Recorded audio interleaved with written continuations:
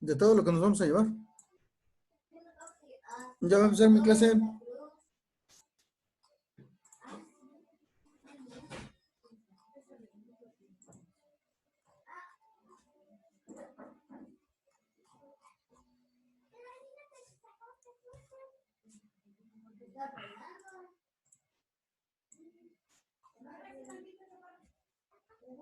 Bueno, chavos, fueron más de los 2 o 3 minutos que habíamos contemplado, pero ya estamos de vuelta.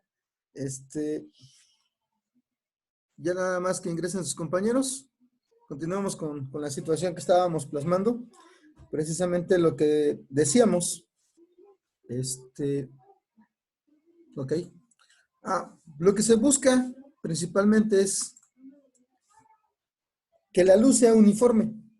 Como se los comentaba, nosotros podemos ver la diferencia entre una lámpara normal y una lámpara sorda. Ustedes pueden ver que la lámpara normal difumina muy rápido su luz. A pocos metros nosotros nos encontramos con que ya se dispersó y nuestra visibilidad es limitada. Más sin embargo, también el ángulo de visibilidad es mucho más amplio. Si ustedes están utilizando una lámpara sorda o si la ven, por ejemplo, por ahí en una tienda, en una ferretera, y checan sus características, algunas con un LED, hoy en día incluso, les dan visibilidad de hasta 50 metros. E incluso en algunos casos pueden alcanzar los 100, 150 metros. Pues obviamente es bastante distancia, es bastante potencia luminosa la que se puede alcanzar y con el mínimo. Así es, son muy intensas en ese caso, y como bien lo mencionaban los compañeros hace rato, precisamente eso es lo que pasa con la famosa señal de Batman. Esa es la capacidad que tiene el reflector que utilizan para que la señal pueda verse clara, pues obviamente a bastante distancia, y se vea reflejada normalmente en las, me parece que normalmente en las nubes, pero bueno, de eso se trata principalmente, de tener una luminosidad controlada, concentrada. Y bueno, como les digo, esa es la situación básica. Y la comparación es esta precisamente. Nosotros vamos a tener o podemos tener que una bombilla, sobre todo las incandescentes, nos está generando luminosidad, y pues obviamente su espectro luminoso, más allá de lo que nosotros percibimos, puede ser una combinación, ya que esa radiación que está generándose nos va a permitir percibir diferentes colores. Ahora, lo que se busca con el principio para poder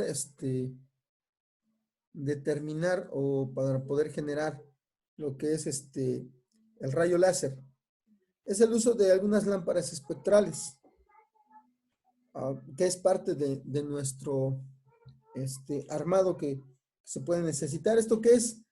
Que se va a generar un filtrado de la radiación y solamente va a permitir el paso de un solo tipo de radiación.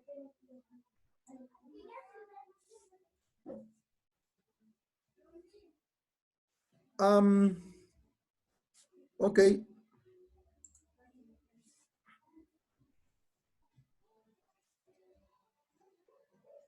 Podemos, bueno, lo que comenta aquí Emanuel, nos dice: si a un láser de luz azul le integras un lente de telescopio, incrementas la potencia.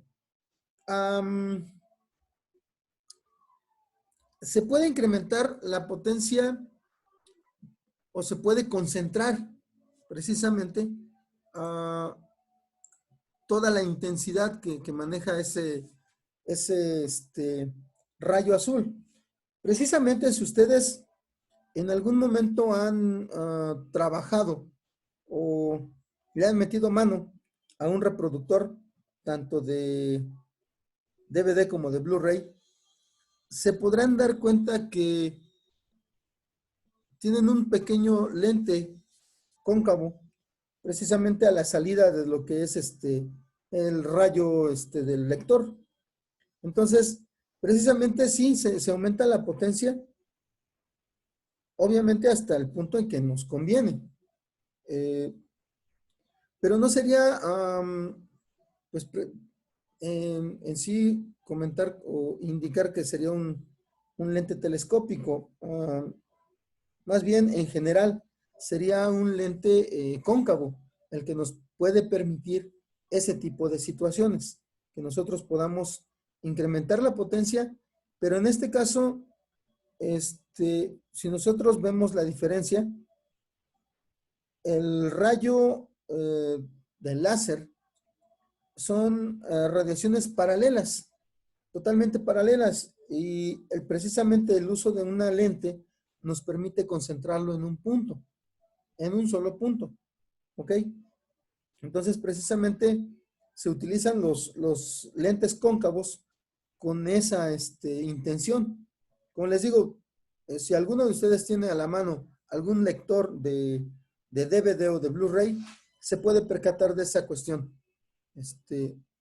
Muchas veces es ese lente el que se termina estropeando y que genera que la lectura de nuestros discos, nuestros DVDs o Blu-rays, pues ya no sea la adecuada, por medio en este caso, de nuestro lector o nuestro reproductor. Entonces, con el conocimiento adecuado y con el proveedor adecuado, nosotros podríamos simplemente cambiar ese pequeño lente para poder solucionar el problema. Pero en algunos casos te venden completamente el cabezal o te salen con que es más barato que tú cambies la unidad. Cuestiones de negocios a fin de cuentas, ¿no? Ustedes pueden intercambiarlo. Eh, Ahora que tendría que ser un aparato prácticamente similar. Y precisamente lo que platicábamos con respecto al color de los láseres, en este caso, Manuel nos hace referencia al de luz azul, que es el del Blu-ray. Precisamente ese tipo de filtrado es el que se hace. Por eso, nosotros identificamos el rayo de luz que se utiliza para el DVD en rojo, porque ese es el filtrado que se hace. Y el rayo de luz azul con el Blu-ray, porque precisamente de esa forma se está trabajando. Se supone en todo caso que precisamente el láser de luz azul es muchísimo más potente que el láser de luz roja, ¿ok? Entonces, sí, como lo comenta Manuel, se puede incrementar la potencia, pero porque el lente que se utiliza nos permite concentrar en un solo punto toda la radiación, cuando en sí el funcionamiento del láser nos permite alinear todo, ¿no? Mandarlo en una misma dirección paralela, ¿ok? Nada más que obviamente lo más concentrado posible. Vamos a ver un poquito más adelante cómo se realiza, ¿ok? Esto es precisamente... Entonces en sí no aumenta la intensidad, por así decirlo, solo redirecciona los rayos, es por eso que tiene mayor Exactamente, alcance. exactamente. Nosotros vamos a redireccionar por medio de un lente para que éstas converjan en el foco que nosotros, bueno, que la lente tenga. Eh, Sucede precisamente lo mismo que con las lupas y la luz del sol.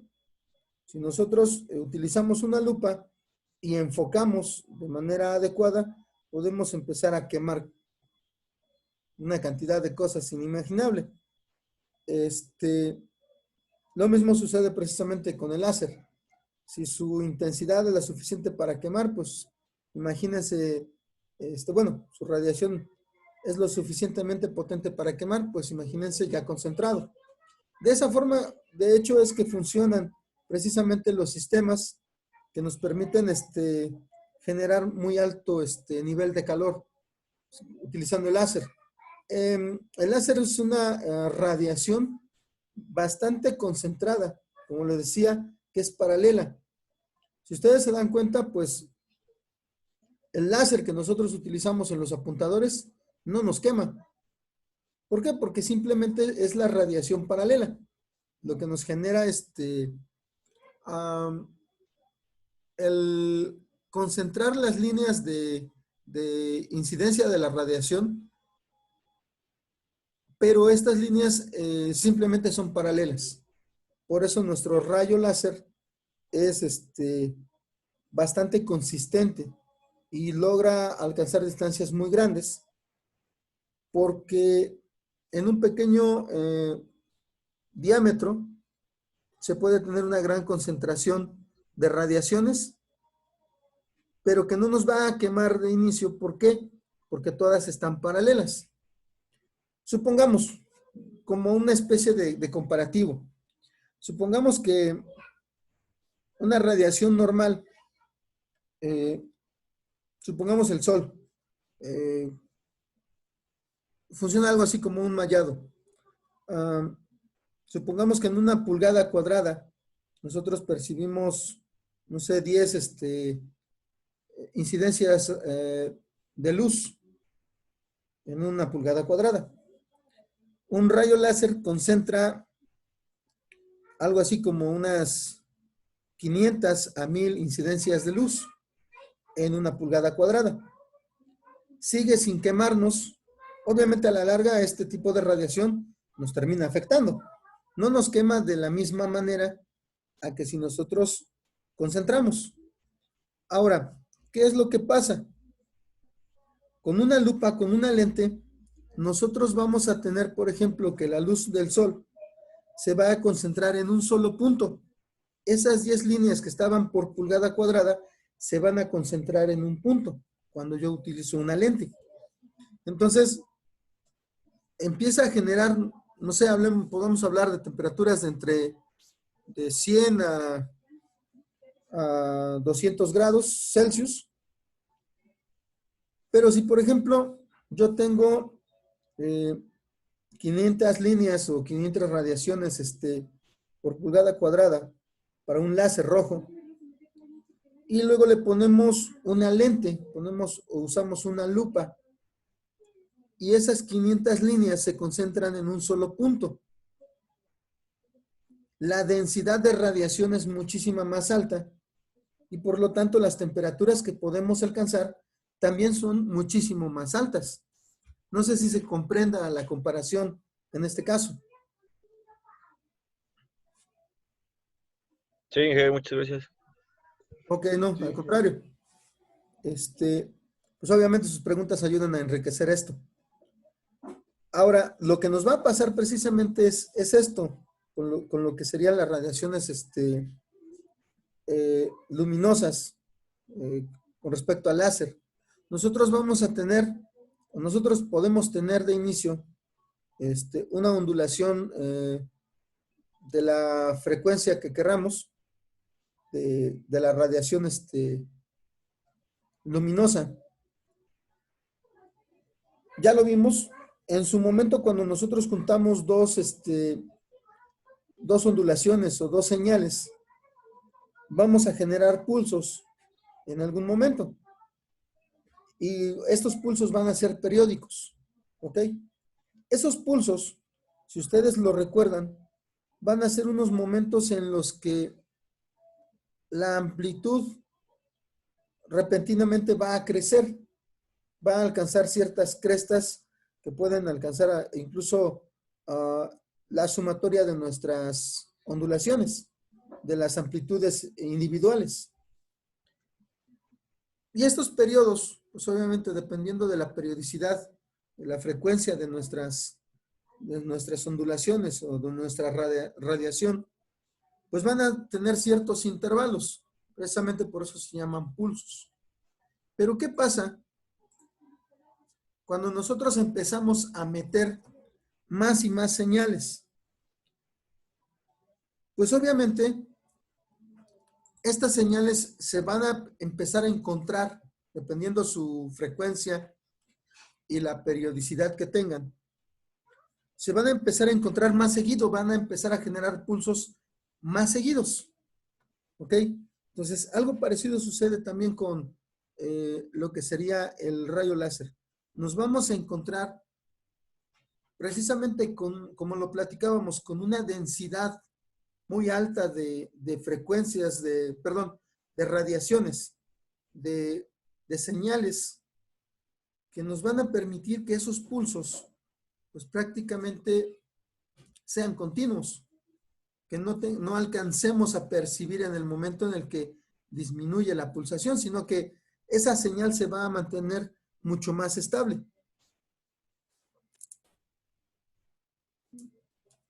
Y esa estabilidad con una mayor intensidad precisamente es lo que nos va a permitir generar la producción del rayo láser. ¿Sí? La concentración de la que nosotros hablamos se logra de esta manera, generando varias señales.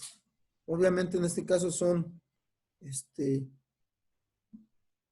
la práctica pueden llegar a ser varios miles de señales. Y precisamente por eso nos alcanza para poder tener sistemas de corte láser, que con una mano en la cintura se están cortando una placa que nosotros llevaríamos a lo mejor semanas para tratar de cortar en formas convencionales, ¿no? Entonces, esa es una forma en la que nosotros podemos terminar aplicando lo que es el espectro luminoso en nuestro favor.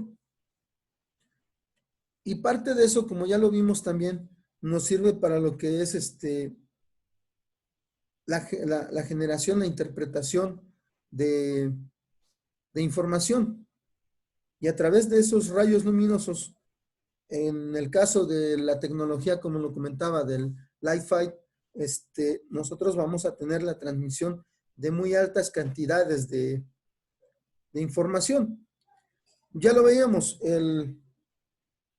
si ustedes lo recuerdan, en el espectro luminoso, la luz menos visible es la roja. Y se logró en un inicio poder aprovecharla para poder generar el lector de DVD. Enseguida la luz azul en lo que es el espectro. Ahora imagínense aprovechar el total del espectro en forma concentrada. No solamente uno de los colores, sino lo que es la luz blanca en conjunto. Esto pues obviamente nos va a permitir tener señales mucho más estables, señales mucho más densas. Y en el caso de la información, pues lo que platicábamos, información a manos llenas en cuestiones de segundos. Como les comentaba, se habla de terabytes por segundo. Si nosotros, no sé, cuando ustedes están copiando, por ejemplo, una película a una memoria para compartirla con algún amigo, que se tardan unas 5, 10 minutos a lo más en pasar una película de unos, que son 10 gigas, 5 gigas de alta definición, pues prácticamente lo harían en un segundo con este tipo de tecnología, ¿sí? Estamos hablando de que la transferencia de memoria, por ejemplo, de el USB 3.0 anda entre 25 y 50 megabytes por segundo. Estamos hablando de megabytes.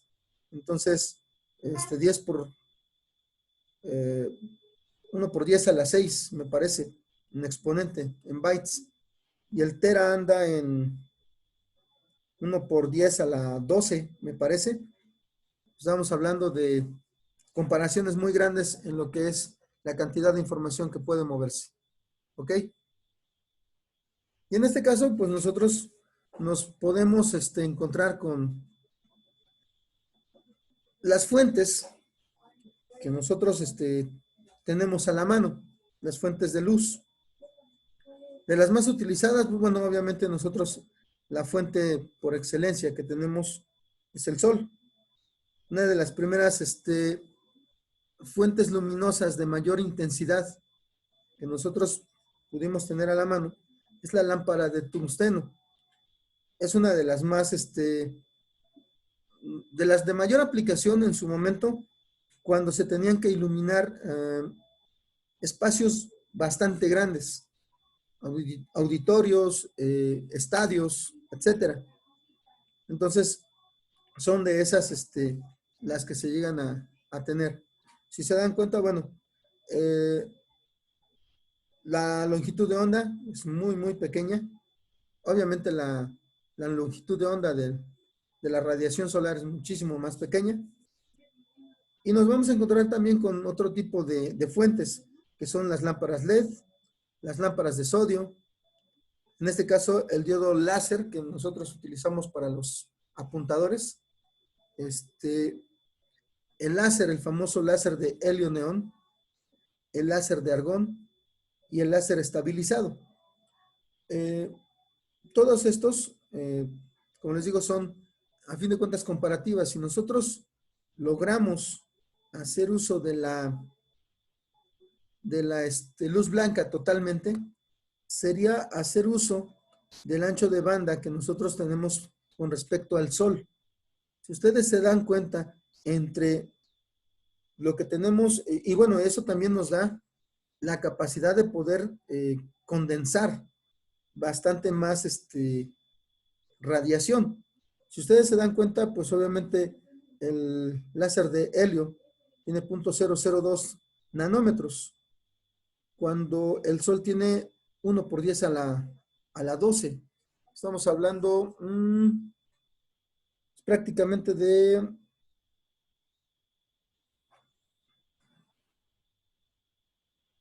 de 0.001 nanómetro, más o menos, pero con muchísima más densidad de radiación. Entonces, esto es en la luz normal. Obviamente el láser, los que son los láseres, pues esos ya son aparatos que están tratados, que ya tienen una corrección en lo que es la densidad, ya tienen lo que sería la síntesis de ondas de por medio, mientras que el sol todavía no tiene ese trabajo, o la luz solar no tiene ese trabajo aplicado. ¿Ok? Entonces, pues las posibilidades son muy, muy grandes si nosotros logramos utilizar o generar incluso una fuente con esas características. Ok, no sé si quede algo por ahí volando con respecto a los rayos láser. No sé si tengan alguna duda, alguna pregunta. No, en que al menos de mi parte todo va bien. Ok, perfecto. Entonces, bueno, déjenme checar también, ya que comentaron con respecto a lo que es armar un láser. Vamos a ver si encuentro los elementos para proponer quien lo decida, obviamente, que tenga a la mano a lo mejor los elementos suficientes para poder armar su propio apuntador láser. Y ya veremos también nuestras capacidades para poder variar a lo mejor incluso el color. ¿Ok? Ya lo veremos. Por ahí me parece que vi unas prácticas con respecto a esta cuestión. Bueno, pues el siguiente tema obviamente es la fibra óptica. Es muy mencionada hoy en día. Nosotros tenemos pues a lo mejor, bueno, algunos ya tienen el beneficio de contar en su zona con lo que es el internet de fibra óptica, aunque no siempre es una garantía porque pues a fin de cuentas el hecho de usar la fibra óptica no garantiza que los nodos, no garantiza que los equipos de repetición y otras chucherías más estén funcionando al 100 o sean los adecuados. Me parece que ahí en Jicotepec ya está bastante avanzada la red de fibra óptica. En Huauchinango está en el proceso. Todavía hay varias zonas que comenzaron trabajos para la aplicación, pero que no han terminado, supuestamente debido a la cuestión de la pandemia, según. Pero, pues a fin de cuentas, nosotros, como les decía, pues ya estamos siendo beneficiados por esta situación, por el uso de lo que es la fibra óptica. En sí, la fibra óptica, el cableado de fibra óptica va a tener tres elementos básicos, que son un núcleo, un recubrimiento y un amortiguador de protección. Desgraciadamente no estamos en la universidad. Justo hace algún tiempo en la bodega que está allá a un lado del campo de fútbol, una de esas incursiones que tuvimos para poder sanear el espacio que normalmente siempre se volvía a llenar de chucherías, encontramos un rollo de fibra óptica, precisamente, y pues ya estaba mal aventado. En su momento, pues, a lo mejor si se dan las circunstancias, conseguimos un pedacito de esa fibra para que ustedes puedan checarla, puedan ver cómo está constituida, podamos ver pues en vivo y a todo color cómo es que la arman para poder sacarle ese provecho famoso que hay de las muy altas velocidades en lo que es la transmisión de datos. Como les digo, veremos. A fin de cuentas, parece que tenemos buenos tratos con tanto el departamento que es dueño de la fibra como el departamento que está resguardando el material. Entonces, no creo que les haga daño regalarnos unos 20, 30 centímetros para que ustedes puedan ver lo que es la fibra óptica. Probablemente algunos de ustedes ya hayan visto algo de este material cuando cerca de sus hogares estaban realizando los trabajos de repotenciación de la red de telefonía. Entonces, pero no estaría por demás que podamos tenerla a la mano.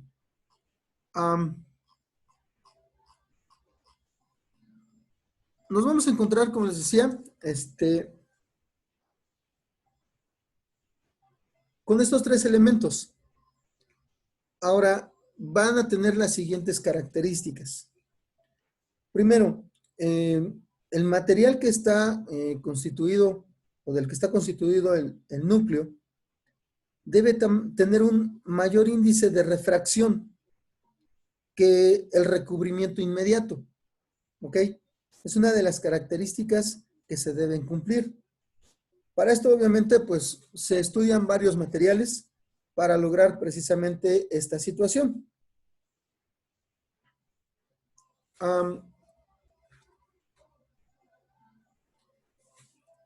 Aquí vamos a tener la cuestión de que la transmisión de información por medio de la fibra óptica depende precisamente de lo que es la reflexión interna total, de lo que sería el núcleo.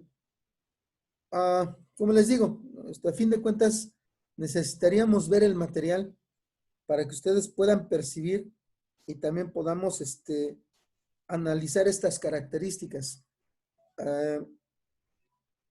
El centro de la fibra óptica, como ya se podrán imaginar, es un material translúcido en el que se va a hacer incidir precisamente energía que se va a manejar de forma luminosa y que nos va a permitir por medio de precisamente la reflexión poder generar la transmisión de los datos.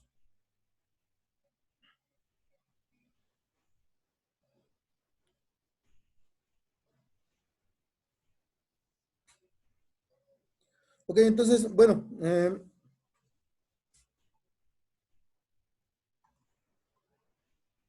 Se puede decir que el recubrimiento de nuestra fibra óptica, al igual que la parte central, tiene mucha importancia porque este nos va a permitir, y también lo veríamos en la forma en la que está armado, nos va a permitir mantener la señal, evitar las pérdidas precisamente de lo que es la luminosidad que debe estar transmitiéndose a través del núcleo.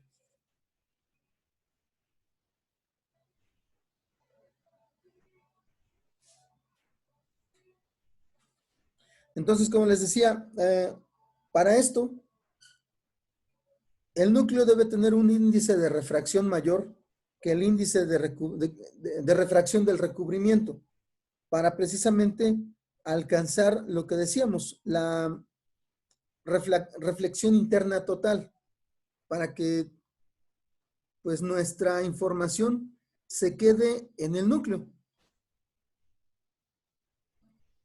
Esto, bueno, lo vamos a poder ver en la siguiente imagen. Es algo parecido.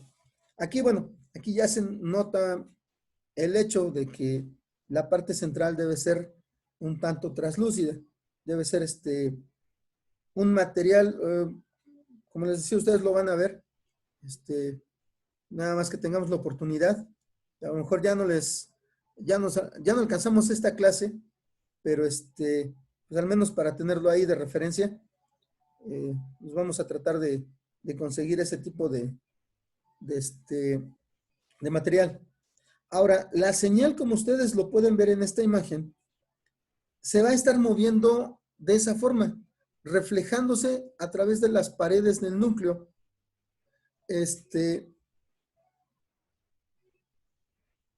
Evitando precisamente que, por medio del recubrimiento, evitando que la señal se salga de lo que es el núcleo.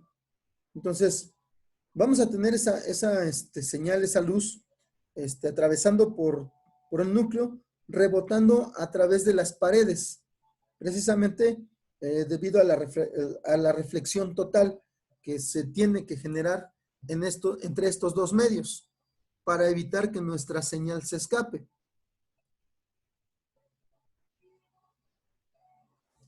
Ahora también, aquí debe ser o debe cumplirse una característica. La fibra óptica no se puede doblar demasiado. ¿Por qué? Porque si se dobla mucho, estos rebotes pueden terminar bloqueándose, regresándose, generando que esa luminosidad que nos está permitiendo transmitir la información, rebote de regreso, se refleje de regreso. Y eso va a generar, pues obviamente, que se pierda la información, que se borre esa información, que no pueda seguir pasando a partir de algún punto. Entonces es muy importante precisamente eso. Si nosotros tenemos este tipo de situaciones y en alguna parte nosotros generamos una curva demasiado cerrada,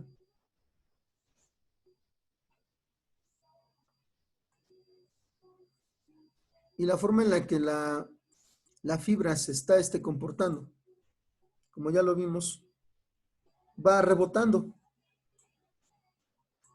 a través de todo esto. Pero si llega el momento en el que no alcanza a pasar, porque alguna de estas curvas ya es demasiado cerrada,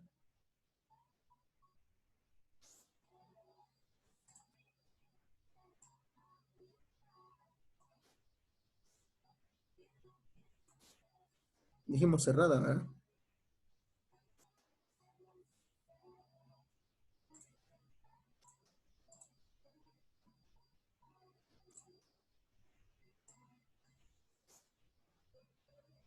En alguno de los momentos,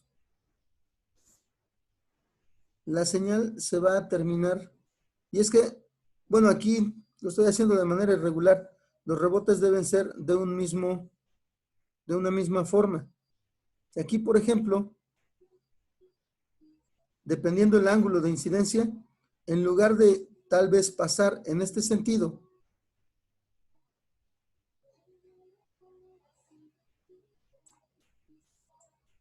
en lugar de seguirse hacia la parte de adelante, esto pudiera regresarse. Y si aquí tenemos una continuidad en estas líneas, este punto empieza a generar que, por ejemplo, ahí la señal se empieza a enturbiar, ya no pase, de hecho. Y entonces, a partir de aquí, de una curva muy cerrada, nuestra información, nuestra señal que estamos mandando a través de la fibra óptica, ya no pasa. En algunos casos, para aquellos que, digamos que hasta cierto punto les vale un poquito el trato de la fibra óptica, se les llega a decir que la fibra óptica se quiebra, pero realmente lo que pasa, bueno, obviamente también el material es un tanto sensible, pero lo que realmente sucede, el peligro más grande es que después de tanto trabajo para estar instalando, terminen con que no pasa la señal porque alguna de las curvas se hizo demasiado prolongado, demasiado cerrada. No sé si se comprende esa parte.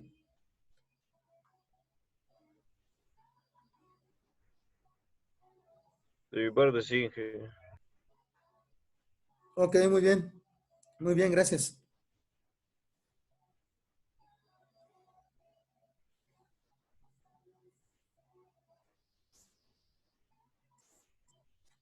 Por ejemplo, nosotros nos vamos a encontrar con una de las aplicaciones iniciales que se le empezaron a encontrar a la fibra óptica, que es para los sensores de nivel de agua.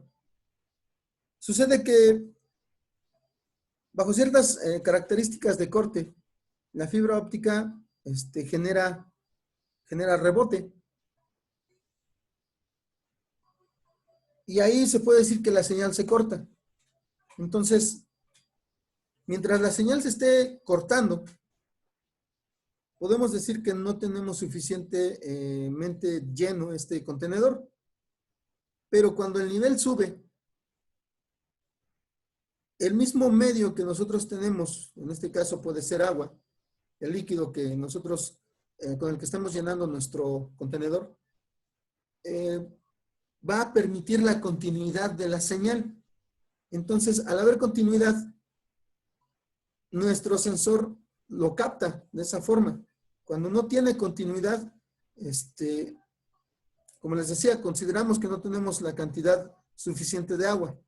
Cuando el nivel alcanza la punta de este sensor, que simple y sencillamente trabaja con luz, que no necesita electricidad, que no necesita bueno, al menos no en el medio en el que está tomando señal o en el que está sensando. Pues simple y sencillamente, al tocarlo el agua, nosotros vamos a poder percibir, o en el mismo sensor puede percibir que hay continuidad. Entonces, se pueden considerar o tomar decisiones en base a ese cambio de señal que nosotros vamos a tener en las condiciones de este tanque. Como les digo, es una de las aplicaciones que se le va encontrando, además de la transmisión de datos.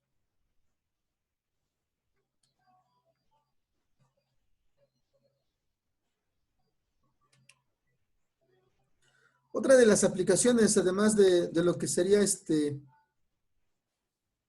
los datos también, y lo que son los niveles, sensores de nivel, son la situación de lo que puede considerarse como sensor de desplazamiento.